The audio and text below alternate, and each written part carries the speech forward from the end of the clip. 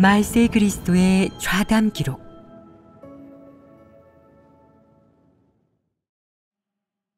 진리를 얻으려면 주변의 사람과 일, 사물로부터 공과를 배워야 한다.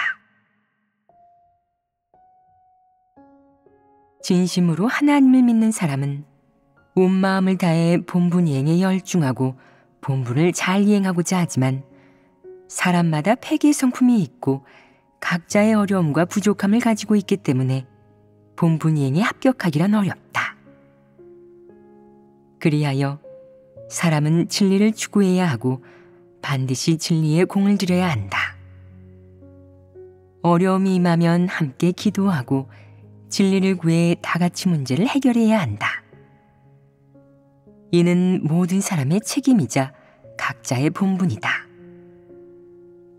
사람들에게는 모두 본분을 잘 이행해야 할 책임과 의무가 있는데 이는 어느 누구의 책임이 아닌 우리 모두의 책임이다. 그리하여 함께 노력하고 조화롭게 협력하는 법을 배워야 한다. 진리를 갖추는 것 외에도 업무 지식도 갖춰야 하고 자신의 장점을 발휘하며 실질적인 것들을 배워야 한다. 또한 서로 배우고 장점을 취하며 단점을 보완해야 한다. 그러면 본분 이행의 효과가 점점 더 좋아질 것이다. 왜 이방인은 일을 할 때 유난히 어렵고 장애물이 많은지 아느냐? 사람에게는 사탄의 본성이 있기 때문이다. 폐괴의 성품으로 살아가며 자신을 드러내고 싶어하고 자기가 최종 결정권을 가지려 하여 조화롭게 협력할 방법이 없다. 그리하여 일을 성사하기 어렵고 도중에 사분오열되어 각자의 길로 가게 된다. 그러나 인성이 좋은 사람은 조금 더 오래 갈 수 있다. 진리가 없는 사람은 언젠가는 넘어지고 만다. 너희가 이 점을 분명히 알고 있다면 진리를 받아들이고 진리에 순종하는 법을 배워 조화롭게 협력해야 한다. 그런데 왜 사람은 조화롭게 협력할 수 없느냐? 사람은 모두 교만하고 독선적이어서 항상 자신이 옳다고 생각하고 다른 사람의 제안을 받아들이지 못하기 때문입니다. 교만과 독선은 모두 폐괴의 성품이다. 이 문제는 쉽게 해결되느냐? 해결할 수 있는 사람이 있느냐? 이방인은 이런 문제를 절대 해결할 수 없다. 그들은 왜 해결하지 못하느냐? 이방인들은 모두 진리를 받아들이지 않고 사탄 철학과 자기 생각대로 살며 수단과 권모술수에 의존하며 살고 사탄 성품대로 살아가기 때문이다. 그들은 진리를 받아들이지 않을 뿐만 아니라 진리를 실행하지 않고 자신을 인식하거나 저버리거나 진리에 순종하려고 노력하지도 않는다. 그들은 이런 긍정적인 것과 올바른 방법에 대해서는 전혀 말하지 않고 하나님이 진리임을 끝까지 인정하지 않으며 절대 하나님을 믿지 않는다. 그리하여 그들은 어떤 활동을 하든 어떤 일을 하든 결국 실패로 끝나고 지위도 명예도 잃은 채로 끝난다. 그러나 하나님 집은 다르다. 하나님 집에서는 하나님이 권세를 잡고 하나님의 말씀이 권세를 잡으며 진리가 권세를 잡는다. 하나님 선민은 매일 하나님 말씀을 먹고 마시며 진리를 교제하기 때문에 마음이 점점 더 밝아지고 모든 사람이 진리에 이르고자 노력하며 진리를 얻고자 한다. 형제자매가 함께 일을 하면 왜 이방인이 하는 것보다 더 효율적이냐? 먼저 적어도 한 가지 기반이 있다. 그들은 모두 진심으로 하나님을 믿는 사람들이어서 하나님 집에서 본분을 이행할 때 한마음 한뜻으로 노력하는 것이다. 다른 한편으로는 공동의 신앙이 있고 공동의 목표가 있기 때문에 서로 마음이 통한다.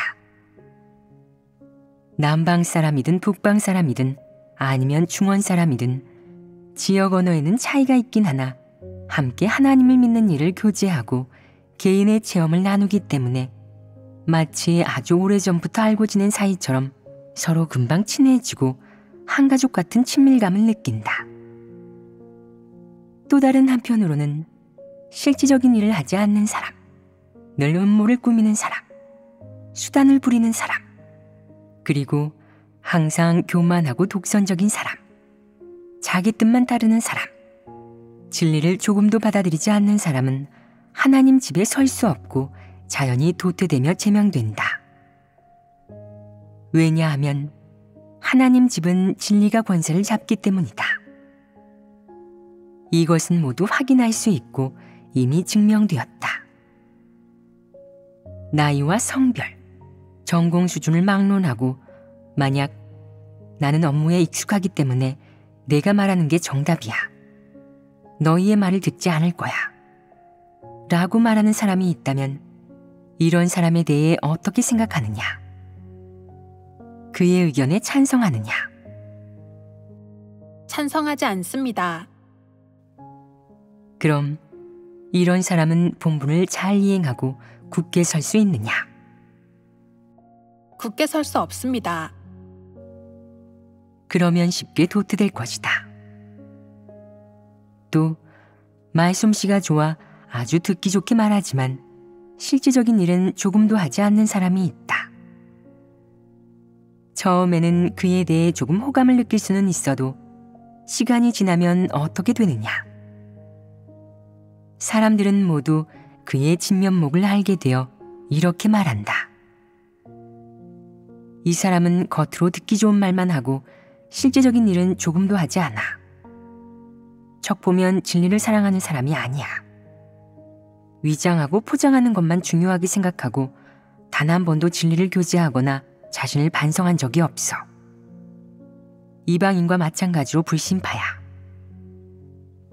사람들은 이런 것을 알게 된 후 그를 싫어하기 시작한다. 그와 함께 대화하고 일을 하면 제대로 풀리지 않고 도움이 되지 않으며 마음이 불쾌하고 영적으로 자유롭지 않다고 느끼게 되어 사람들은 차츰 그를 멀리하게 된다. 그는 자신이 사람들에게 버림받고 외톨이가 된 것을 보고는 반성하기 시작한다. 그는 그제야 깨닫는다. 사람은 진리를 추구하지 않으면 안 돼. 사람의 장괴, 소질과 은사, 경험이나 처세 철학, 그리고 수단에만 의존하는 건 하나님 집에서는 전혀 통하지 않아. 진리를 받아들이고 진리를 추구해야만 도태되지 않을 수 있어. 만약 이렇게 진정으로 회개하고 변화한다면 구원받을 수 있는 희망이 조금이라도 있다. 하나님 집에서 대부분은 어떤 사람을 선호하느냐? 진리를 추구하고 진리를 받아들이며 진리 실제가 있는 사람을 선호합니다. 진리 실제가 있는 사람은 어떤 모습을 보여주느냐? 비교적 정직합니다. 정직함이라는 방면의 인성을 갖추었다. 또 어떤 모습이 있느냐? 비교적 경건합니다. 겉으로 살아내는 것이 비교적 경건하고 품위가 있으며 단정해서 사람들은 그를 보면 유익을 얻는다. 또 어떤 모습이 있느냐? 진리를 실행할 줄 알고 원칙 있게 일을 처리합니다. 이는 어느 정도 실제적인 행동이 있는 것이다. 원칙 있게 일을 처리하는 것에는 무엇이 포함되느냐? 어떤 세부 내용이 있느냐? 예를 들어 사람을 대할 때 그들이 지위가 있든 없든 형제자매이든 리더 일꾼이든 어떤 원칙으로 대해야 하느냐? 의심할 여지 없이 하나님 말씀과 진리에 따라 대해야만 비로소 공평하고 합리적이다. 절대로 감정이나 취향에 따라 이 사람과 가까이 하고 저 사람과 멀리 해서는 안 된다. 어리석어 보인다는 이유로 괴롭히거나 대단해 보인다고 아부해서는 안 되며 편을 나눠 다툼을 벌여서는 안 되고 더욱이 진리를 추구하고 본분을 이행하는 사람을 공격하거나 배척해서는 안 된다.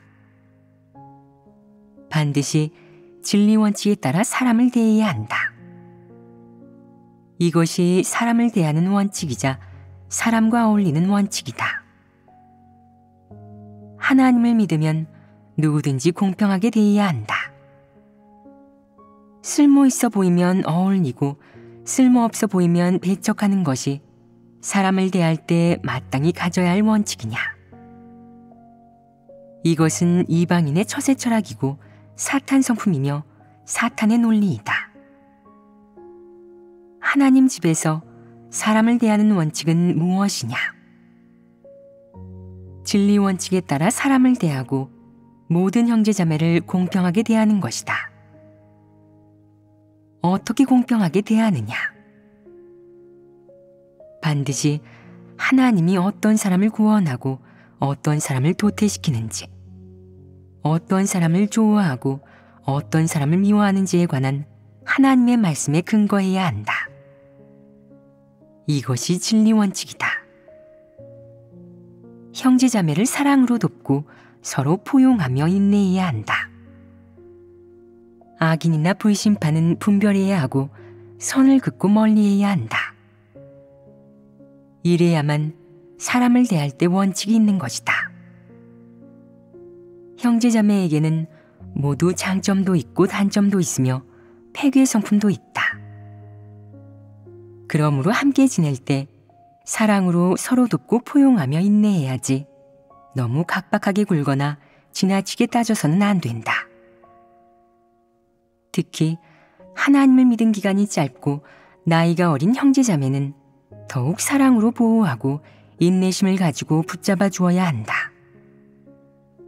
만약 상대방에게 폐괴 표출이 있다면 진리를 교제하여 인내심으로 권면해야지 절대 마음대로 정죄하거나 문제를 과장해서는 안 된다. 이것은 각박한 것이다. 거짓 리더나 적그리스도의 악행을 발견하면 두려워하고 피하고 감히 폭로하지도 못하면서 형제자매에게 폐괴 표출이 조금 있는 걸 가지고 물고 늘어지면서 크게 문제 삼는다면 이것이 무슨 짓이냐? 이런 자는 너무 악랄하고 사람을 너무 업신여기는 것이다. 이는 사람을 공평하게 대하는 것이 아니다.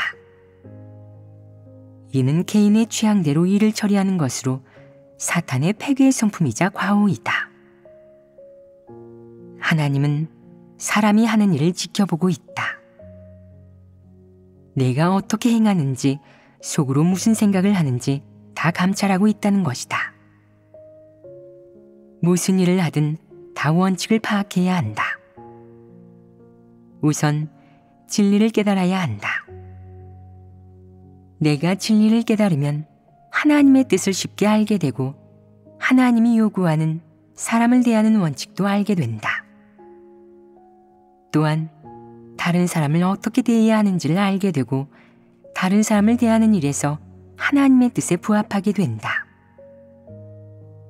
진리를 깨닫지 못하면 하나님의 뜻을 틀림없이 알지 못하고 다른 사람을 대할 때도 원칙이 있을 수 없다. 사람을 어떻게 대해야 하는지는 하나님의 말씀에서 이미 명확하게 제시되거나 설명되어 있다. 하나님이 사람을 대하는 태도, 그것이 바로 사람이 다른 사람을 대할 때 마땅히 지녀야 할 태도이다. 그렇다면 하나님은 각 사람을 어떻게 대하느냐? 사람 중에는 분량이 작거나 나이가 어린 자도 있고 하나님을 믿은 지 얼마 안 된 자도 있다.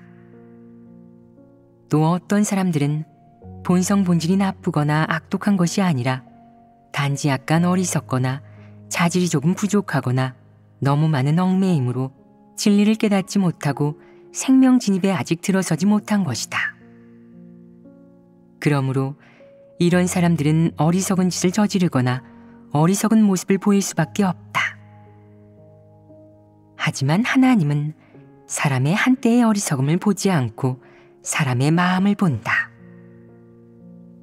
만약 그 사람에게 진리를 추구하려는 의지가 있다면 그것은 옳은 것이다. 그가 그런 추구 목표를 세웠다면 하나님은 진입할 시간과 기회를 주고 지켜보며 기다린다. 한 번의 과오로 그를 전면 부정하는 것이 아니다. 그건 사람인을 저지르는 일이다. 하나님은 사람을 그렇게 대한 적이 없다. 하나님도 사람을 그렇게 대하지 않는데 사람은 왜 다른 사람을 그렇게 대하느냐? 그것은 폐괴의 성품이 아니겠느냐? 그것이 바로 폐괴의 성품이다. 너는 하나님이 무지몽매한 사람을 어떻게 대하는지, 분량이 작은 사람을 어떻게 대하는지, 정상적으로 폐괴의 성품을 드러내는 사람을 어떻게 대하는지, 또 악독한 사람들을 어떻게 대하는지 보아야 한다. 하나님은 사람에 따라 대하는 방식을 달리하고 사람의 내적 상태에 따라 다루는 방식도 달리한다. 그러므로 너는 진리를 깨달아야 한다. 내가 이런 진리를 모두 깨달으면 체험할 줄 알게 되고 어떻게 원칙에 따라 사람을 대해야 하는지를 알게 된다. 하나님이 사람을 구원하는데 사람의 폐괴 정도에 따라 그 구원 여부를 정하느냐? 사람이 저지른 과오의 크기와 폐괴 분량에 따라 사람을 심판하고 형벌 내릴지를 정하느냐? 사람의 생김새, 집안 출신, 소질 수준, 고생한 정도에 따라 사람의 종착지와 결말을 정하느냐? 하나님은 이런 것들에 근거하지 않는다. 그는 이런 것들을 보지도 않는다. 그러므로 너는 알아야 한다. 하나님이 이러한 것들로 사람을 평가하지 않으니 너 또한 이런 것들로 사람을 평가해서는 안 된다. 누구는 잘생기고 사람도 괜찮다는 이유로 그 사람과 말을 더 많이 하고 더 어울리고 더 가까이 지내며 서로 좋은 친구가 되지만 반면에 또 누구는 못생기고 말도 잘 못하고 사람과 교류하지도 어울리지도 못한다는 이유로 상대도 하지 않고 때로는 괴롭히고 싶어하고 몇 마디 심한 말로 그를 누르고 싶어 한다면 이렇게 사람을 대하는 방식은 어떠하냐? 이것은 모두 사탄의 폐괴 성품이다. 너희는 이러한 사탄의 폐괴 성품으로 살기를 원하느냐? 사탄의 폐괴 성품에 단속되고 결박되고 그것에 지배받아 행동하고 싶으냐? 사람의 주관적 의사대로라면 누구도 사탄의 폐괴 성품으로 행동하거나 본분을 이행하고자 하지 않는다. 사람의 주관적 의사는 모두 좋은 것으로 진리를 실행하고자 한다. 하지만 사람이 진리를 깨닫지 못하고 진리를 추구하지 않고 진리를 참답게 대하지 않거나 진리에 공을 들이지 않으면 진리 실제에 진입할 수 없다. 내가 진리 실제에 들어가지 못하면 내가 살아내는 것, 내가 행동하는 원칙, 내가 하는 말은 모두 진리에 부합하지 않을 것이다. 다시 말해 진리가 없는 것이다. 어느 방면의 진리든 내가 만약 깨닫지 못하면 진리 실제에 절대 진입할 수 없다. 진리 실제에 진입하지 못하면 너는 진리가 없는 것이다. 진리가 없는 사람은 인성이 있다고 할 수 있느냐? 이런 사람이 살아내는 모든 것은 사탄의 폐괴 성품이다. 본분을 이행한다고 해서 진리 실제를 갖춘 사람이 되는 것은 아니다. 본분 이행은 하나의 방식, 방법에 불과하다. 사람은 모두 본분을 이행하는 과정에서 진리 추구를 통해 하나님의 사역을 체험하며 조금씩 진리를 깨닫고 받아들이게 된다. 그런 다음 진리를 실행하여 폐괴 성품을 벗어버리고 사탄의 폐괴 성품의 결박과 통제에서 벗어나 진리 실제가 있는 사람, 정상인성을 지닌 사람이 된다. 정상인성을 지닌 사람만이 본분을 이행하고 일을 할 때 사람들에게 도움이 될 수 있고 하나님도 만족할 수 있다. 사람은 본분 이행이 하나님께 인정받아야 비로소 합당한 자격을 갖춘 피조물이다. 그러므로 지금 본분을 이행하며 바치고 헌신하는 것이 너희가 배운 여러 가지 기능과 문화 지식이긴 하지만 이러한 것들을 통해 본분을 이행하는 동안 진리를 깨닫게 되고 본분을 이행하는 게 무엇인지, 하나님 앞에 오는 게 어떤 것인지, 진심으로 하나님을 위해 헌신하는 게 무엇인지를 알게 된다. 또한 폐기의 성품을 벗어버리고 자신을 저버려 교만하고 독선적이지 않으며 진리에 순종하고 하나님께 순종할 수 있다. 이래야만 구원받을 수 있다. 지금 너희가 본분을 이행하는 데 가장 관건은 바로 순종하는 법을 배우는 것이다. 진리에 순종하고 하나님에게서 비롯되는 것에 순종하는 법을 배워야 하는 것이다. 그래야 너희는 하나님을 따르면서 공과를 배울 수 있고 차츰 진리 실제에 진입할 수 있다. 너희가 말해보아라. 무엇이 진리를 실행하는 것인지, 무엇이 진리에 순종하는 것인지 전혀 모르고 본분을 이행할 때 반드시 지켜야 하는 원칙이 어떤 것인지 모르는 사람이 본분을 잘 이행할 수 있겠느냐? 분명 어려울 것이다. 어쩌면 너희도 깨달았을 것이다. 하나님 집에서 본분을 이행하면서 진리의 실제를 조금도 갖추지 않고 진리 실제에 진입하지도 않는다면 본분을 잘 이행하기도 본분 이행에 합격하기도 굳게 서기도 힘들 것이다. 지금 너희는 진리가 없으면 한 발짝도 나아가지 못한다는 것을 체험했느냐? 체험했습니다. 너희가 가장 깊이 체험한 것은 무엇이냐? 진리를 깨닫지 못해 폐계 성품으로 본분을 이행하기 때문에 항상 책망과 훈계가 임하고 실패하고 넘어지는 것입니다. 너희는 몇 번의 실패를 겪었느냐? 여러 번 겪었습니다.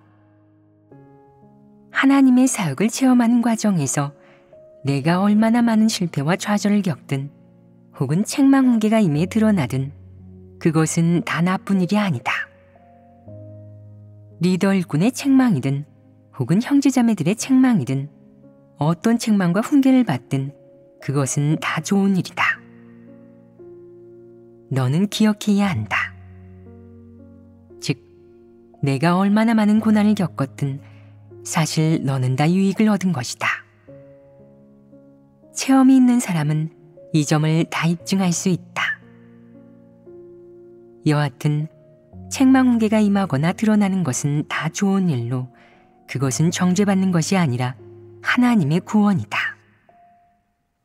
그것은 자신을 인식할 수 있는 가장 좋은 기회로 내게 생명 체험의 전환점이 될 수 있다.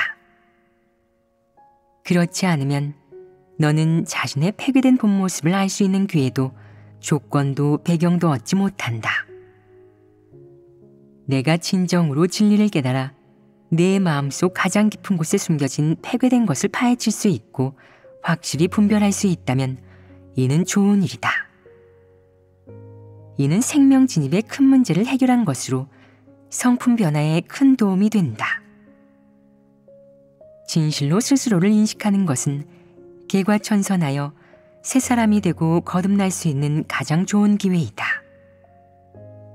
진실로 자신을 인식하면 진리가 생명이 되는 것이 얼마나 귀한 일인지 알 수 있게 되고 진리를 갈망하고 실행하며 실제에 진입할 수 있게 된다.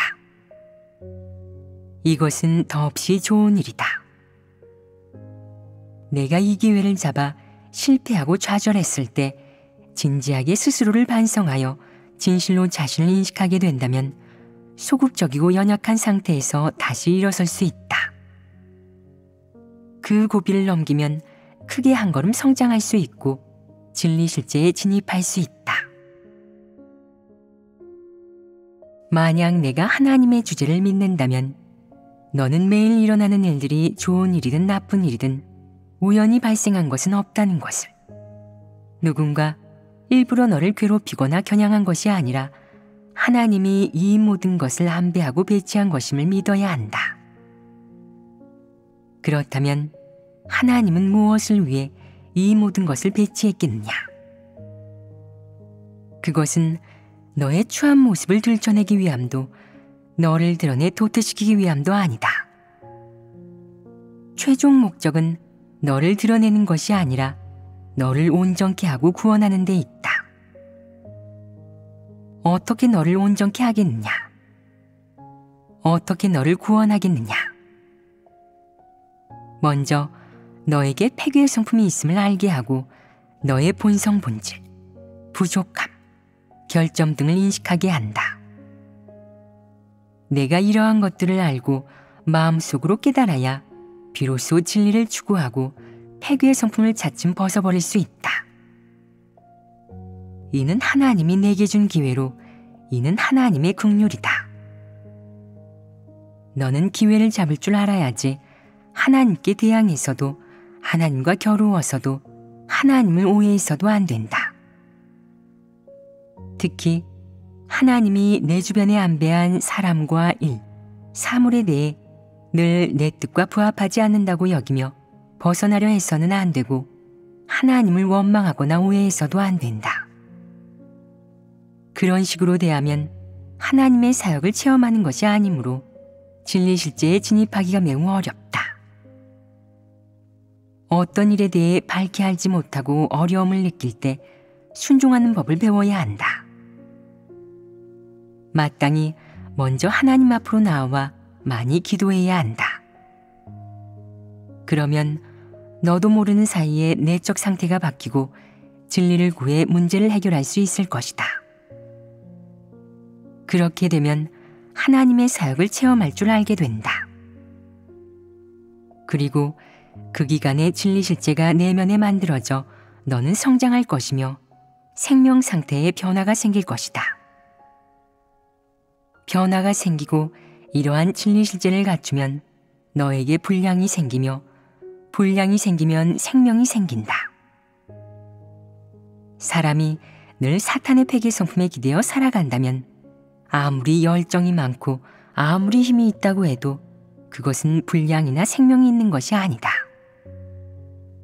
하나님이 사람에게 어떤 방식으로 역사하든, 어떤 사람과 일, 사물을 통해 힘쓰게 하든, 사람에게 어떤 어조로 말씀하든 하나님의 최종 목적은 단 하나, 바로 너를 구원하려는 것이다. 어떻게 구원하겠느냐? 너를 변화시키려 하는데 조금도 고통받지 않을 수 있겠느냐? 너는 고통을 받아야 한다. 이 고통에는 많은 것이 포함된다. 먼저 하나님 말씀의 심판과 형벌을 받아들이면 사람은 고통받을 것이다. 하나님 말씀이 너무 엄하고 너무 직설적이어서 사람이 하나님을 오해하고 관념까지 갖게 되면 약간의 고통을 받을 것이다. 때로 하나님은 주변 환경을 조성해 사람의 폐괴를 드러내어 사람이 자신을 반성하고 인식하게 하면 조금 고통받게 된다. 때로는 직접적인 책망 훈계와 폭로로 사람은 수술대에 오른 것처럼 고통받을 것이다. 고통받지 않으면 성과를 거둘 수 없다. 매번의 책망과 훈계, 그리고 매번 환경을 통한 드러남이 모두 내 마음을 흔들고 너에게 촉진제가 되면, 그렇게 체험하면 너는 진리 실제에 진입하게 되고 분량도 생기게 된다. 매번 임한 책망과 훈계, 환경을 통한 드러남이 너에게 어떤 느낌도 감각도 주지 못한다면 하나님 앞에 가서 하나님의 뜻을 구하지도 않고 기도하지도 진리를 구하지도 않는다면 너는 너무 무감각한 사람이다. 영 안에 아무런 지각이 없고 아무런 반응도 보이지 않는다면 하나님은 역사하지 않는다. 그런 사람에게 하나님은 이자는 너무도 무감각하고 심하게 폐괴되었구나. 아무리 징계하거나 제약해도 그의 마음을 불러일으킬 수도 그의 영을 일깨울 수도 없으니 심각하구나. 구원받기 쉽지 않은 자구나. 라고 말씀할 것이다. 만약 하나님이 너에게 배치한 환경, 사람과 일, 사물, 혹은 책망과 훈계 속에서 공과를 배운다면 하나님 앞에 오고 진리를 구하는 법을 배워 자기도 모르는 새에 깨우침과 빛비춤을 받고 진리를 얻게 된다면 그 환경 속에서 변화되고 성과를 거두며 성장하여 하나님의 뜻에 대해서도 조금씩 이해하고 원망하지 않게 된다면, 다시 말해 그러한 환경 실현 속에서 굳게 서서 검증을 이겨내게 된다면 너는 통과한 것이다. 검증을 이겨낸 사람을 하나님은 어떻게 보겠느냐? 하나님은 이 사람이 진심을 가지고 있고 이러한 고난을 받을 수 있는데 이는 그의 마음이 진리를 사랑하고 진리 얻기를 원함을 의미한다고 말씀한다. 하나님이 내게 이러한 평가를 하면 너는 분량이 생긴 것 아니냐? 생명이 생긴 것 아니냐? 이 생명은 어떻게 얻은 것이냐? 하나님이 준 것 아니냐? 하나님은 여러 가지 방식으로 너에게 공급하고 여러 사람과 일, 사물을 통해 너를 훈련한다. 마치 내가 배불리 먹고 누리도록 하나님이 친히 음식을 베풀어주고 친히 여러 가지 음식물을 내 앞에 가져다 주는 것과 같다.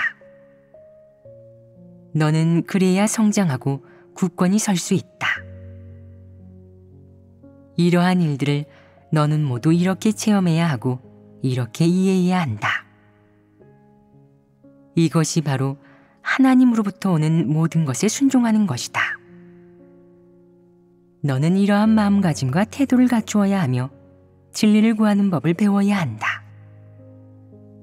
외부에서 원인을 찾아서는 안 되며 늘 다른 사람을 걸고 넘어지거나 다른 사람의 결점을 찾아서는 안 된다. 너는 하나님의 뜻을 알아야 한다.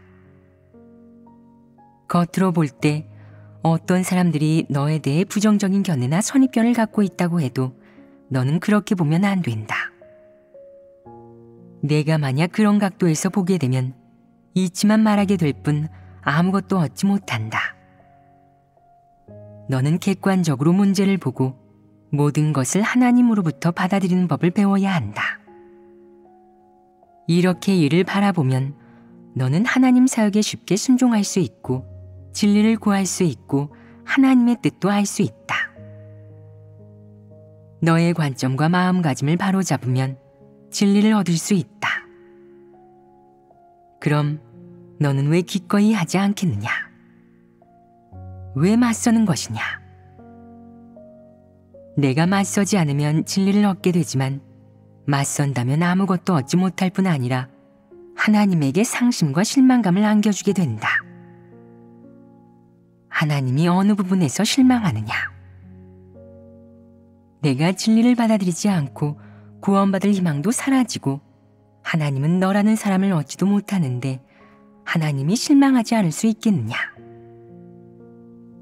내가 진리를 받아들이지 않는 것은 하나님이 직접 너에게 공급해준 음식을 밀어낸 것이나 다름없다.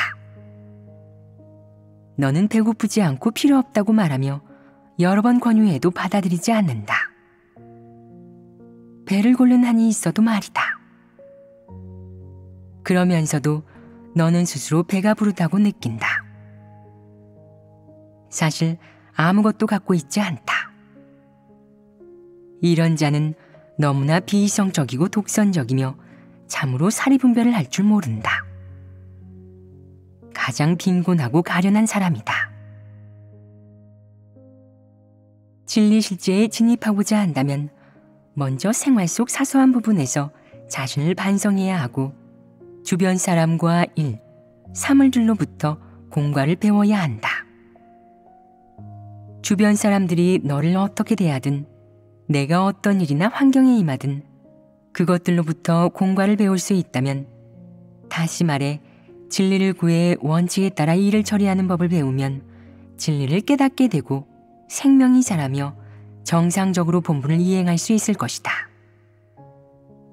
어떤 사람들은 책망과 훈계가 임할 때면 늘 시비를 따지고 자신을 위해 변명하며 문제가 생기는 데에는 이유가 있고 실패에도 이유가 있다고 강조하는데 순종하는 태도나 진리를 찾으려는 태도가 없으니 이는 문제가 너무 심각하다. 이런 사람들은 소질이 너무 부족하고 고집도 너무 세서 사람 말을 알아듣지 못하고 진리에 이르지 못해 발전이 아주 느리다. 왜 발전이 느릴까? 그들은 진리를 구하지 않기 때문이다. 무슨 일이 일어나든 그 일의 실수의 원인을 다른 사람에게서 찾고 책임을 깨끗이 떠넘긴다. 오직 처세철학에만 의지하여 살고 자신이 평안하고 무사하기만 하면 유난히 의기양양하며 진리는 조금도 추구하지 않는다. 또 이렇게 하나님을 믿는 것이 괜찮다고 여긴다. 심지어 이렇게 생각하는 사람도 있다. 언제든 진리를 구하면서 공과를 배우라고 하는데 배울 만한 공과가 그렇게나 많아? 하나님 믿는 거 너무 귀찮아. 또 다른 사람이 일에 임해서 진리를 구하고 공과를 배우는 걸 보고는 이렇게 말한다. 너희는 어떻게 모든 일에서 공과를 배워? 나는 배울 공과가 그렇게 많지 않은데 너희가 너무 멍청한 거 아니야? 규례를 너무 지키는 거 아니야? 이렇게 말하는 건 어떠하냐?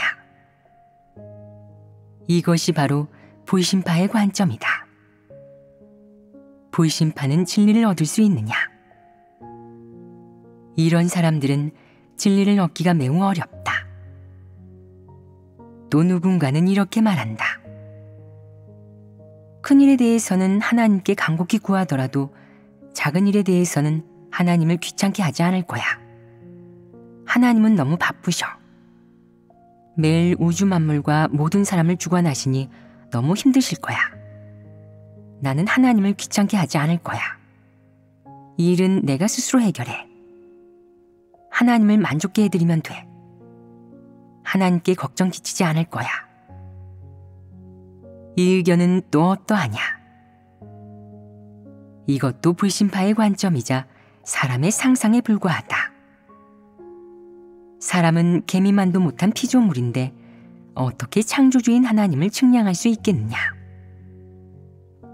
하나님이 우주 만물을 관장하는 것도 그게 수십억 년인지 수백억 년인지 우리는 모른다.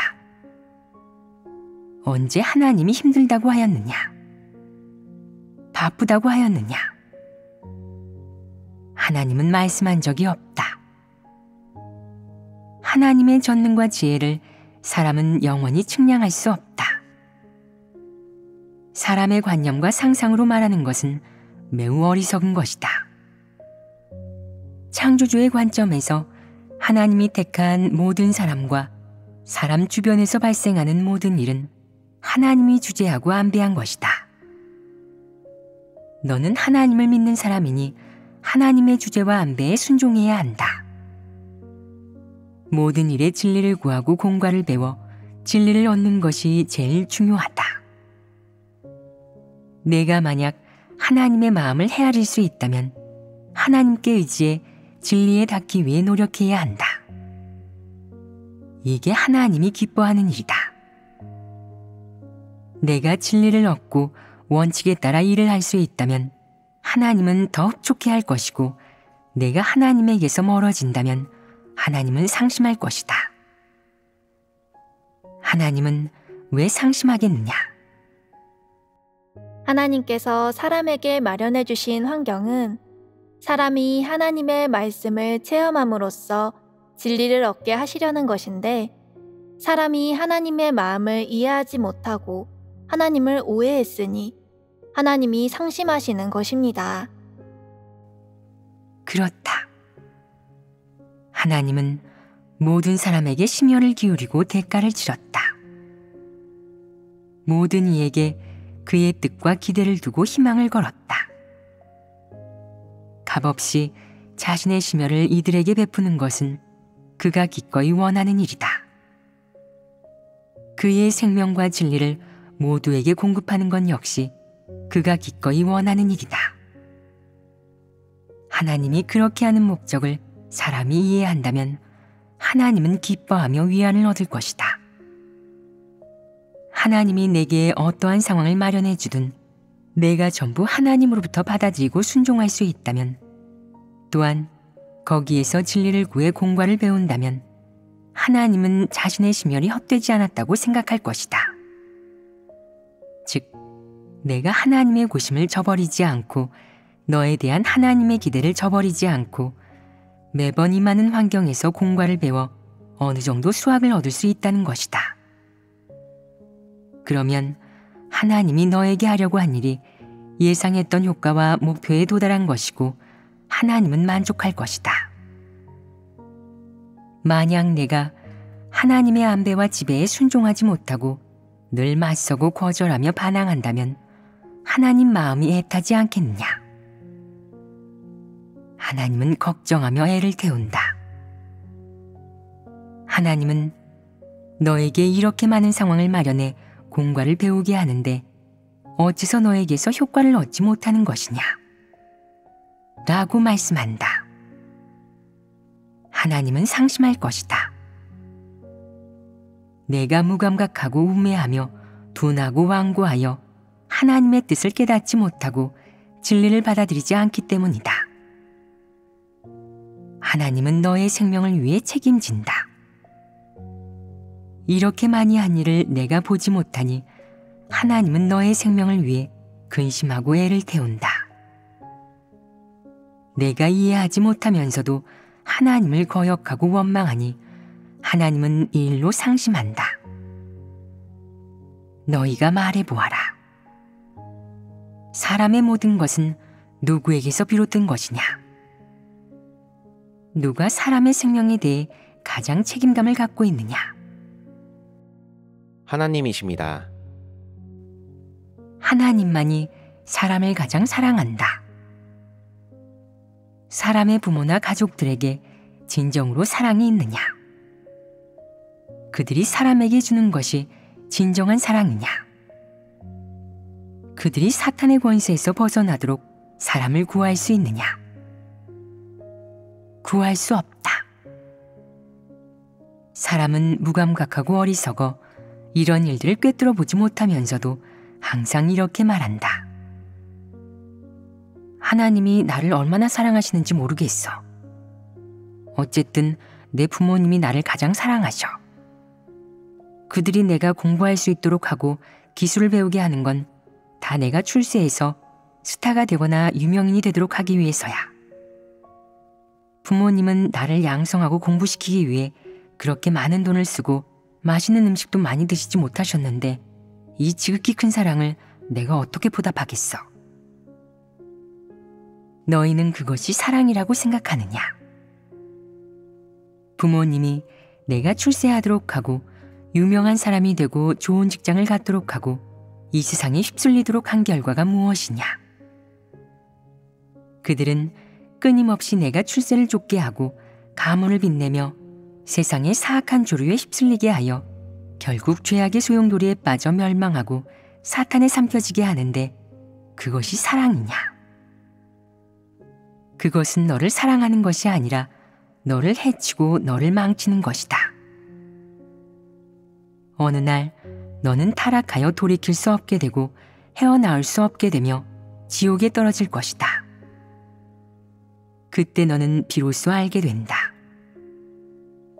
아이고, 부모님의 사랑은 모두 육적인 사랑이야. 내가 하나님을 믿고 진리를 얻는데 조금의 이로운 점도 없구나. 그것은 진실한 사랑이 아니야. 지금 너희는 의식하지 못할 수도 있다. 또 어떤 사람들은 이렇게 말한다. 하나님이 나를 얼마나 사랑하시는지 모르겠어.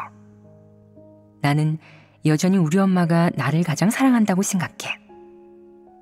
우리 엄마는 이 세상에서 나랑 가장 친한 사람이야. 세상에 엄마만 좋아 라는 노래도 있잖아. 이건 틀림없어. 조금의 거짓도 없어. 그러다 어느 날 내게 진정한 생명 진입이 있고 진리를 얻게 되면 너는 이렇게 말할 것이다. 나를 가장 사랑하는 사람은 엄마도 아니고 아빠도 아니야. 하나님이 나를 가장 사랑하셔. 하나님은 나의 절친한 사랑이야.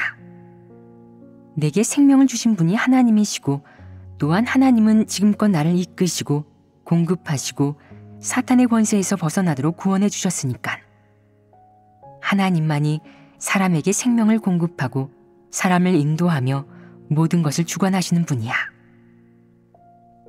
이 말은 내가 진리를 깨닫고 진리를 온전히 얻는 그날에 비로소 마음 깊이 이해할 수 있을 것이다. 진리를 얻으려면 무엇부터 해야 할까?